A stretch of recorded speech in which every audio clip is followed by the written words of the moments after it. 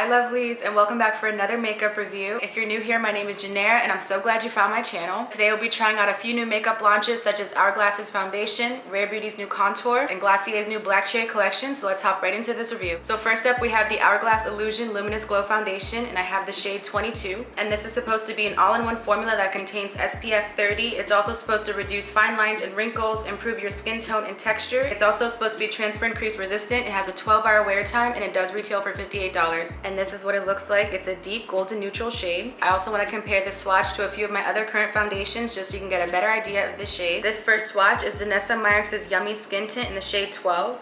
This is Hourglass's foundation in 22. This is Huda Beauty's Easy Blur in 510 Cocoa. This is Makeup by Mario's foundation in 21 Warm. This last one is 6W from the Dior foundation. And here are the comparisons. Some are neutral, some are warm. And based on these swatches, I think 22 is my closest match for this formula. I wish they had a shade that was a little more warm, but the one right before this was a rosy undertone, so I felt like the neutral would be better. But let's go ahead and see what this looks like on the skin. There isn't a pump, so I'm just going to use a light amount and then just build it up if I have to. And let's see what this looks like. It definitely smells like sunscreen.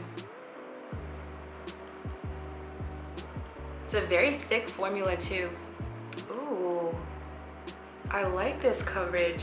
It doesn't say on the website whether it's full coverage or medium, but this does seem like a full coverage formula, especially because I didn't use that much. Ooh, I like this. Hourglass always has the best complexion products, like seriously. And this just melts right into the skin, wow. Honestly, when I first saw the swatch, I thought it would be a little too deep because the shade was very neutral compared to some of the other foundations that I have, but this actually looks like a perfect match.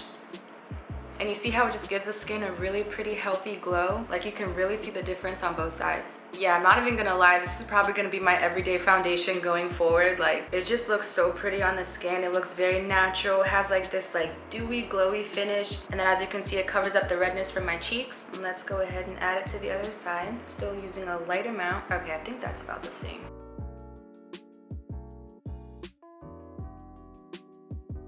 Yeah, it blends out very quickly.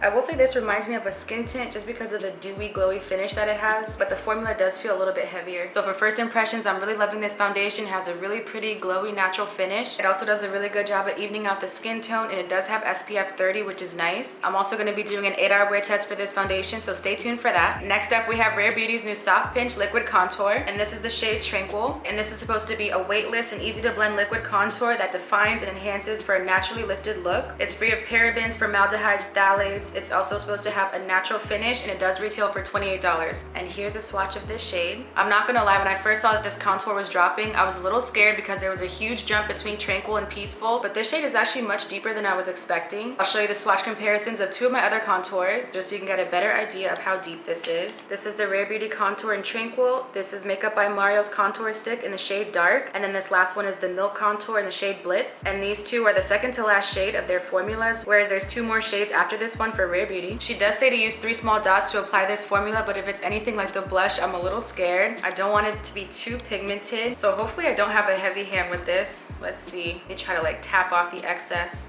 1, 2, 3. Okay, I think that's enough. Let's stop there. Oh, they also sent over a brush for this formula. This is a bronzer brush. I don't know if anyone's interested in it. I do like this shape, but something's telling me it'd be better for blush, but I'll still apply it with this just in case you guys are thinking of picking this up.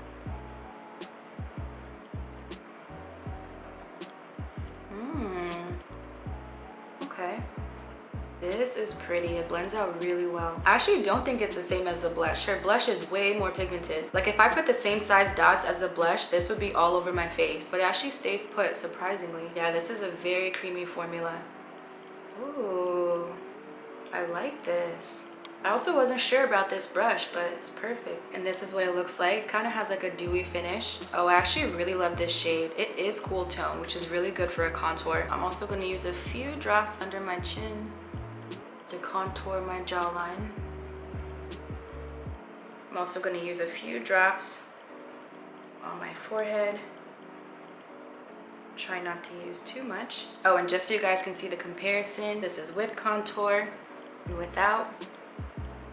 With and without. And let's go ahead and blend this in.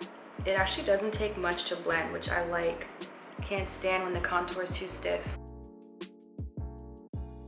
Honestly, I'm okay with the contour coming up a little high, but I just don't like when it gets too low. Because when it's high, you can just mix it in with the bronzer. It's not too bad. So this base is looking pretty good so far. Let's move on to the blush. And this is Glossier's new Black Cherry collection. I have their Cloud Paint and their lip balm. I was trying to get the lip liner, but it was out of stock, so I just grabbed these two. And here are the swatches. So much product came out with the tiniest push, which is annoying. But this is the lip balm and this is the blush. And I don't want to waste the product, so I'm just going to pick it up from my hand.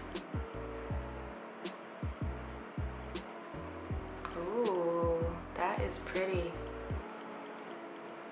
It's a very deep berry shade. I like this. Let me pick up a little more. Just gonna bring it up here. I low-key want to use it as eyeshadow, but let me not do too much. Yeah, I love this shade. It's also my first time trying this formula, but I like it so far. It's very lightweight, just like melts into the skin. And before we get into this lip balm, I'll be lining my lips with the Hourglass lip liner. This is the shade Silhouette. Oh, I forgot to tell you guys the price. This Cloud Paint is $22 and the lip balm is $16, so not too bad.